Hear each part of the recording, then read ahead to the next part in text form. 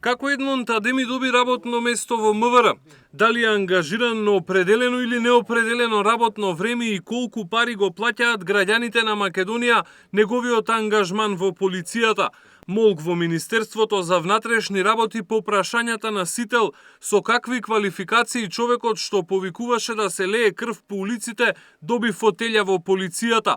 Од МВР не одговараат ниту колкаво искуство има Адеми во безбедносните служби, ниту пак дали поседува безбедносен сертификат. Спасовски бега од одговори на прашањето дали Адеми ќе му биде советник за спроведување крвави сценарија по скопските улици или пак станува збор за уште едно во низата партиски вработувања во полицијата. Од назначувањето за технички министер, Спасовски конкуренција гледа само во Агенцијата за вработување, имајќи предвид дека тоа веројатно е единствената институција која вработила повеќе луѓе од него во последните неколку месеци. Бруталната партизација на МВР почна кога Спасовски ја вработи Магдалена Несторовска од општинскиот огранок на СДСМ во Карпош, а продолжи со председателот на партиската комисија за информатичко општество Горан Трајановски и бодигардот на Шекеринска Лазе Велковски.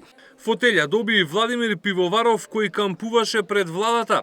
А во историјата се запише и сопругот на министерката Фросина Ременски, кој е човекот кој најбрзо напредувал во својата работа. За само еден ден, Јонче Ременски од самостоен инспектор со подпис на Спасовски скокна 4 работни позиции и стана генерален советник во УБК.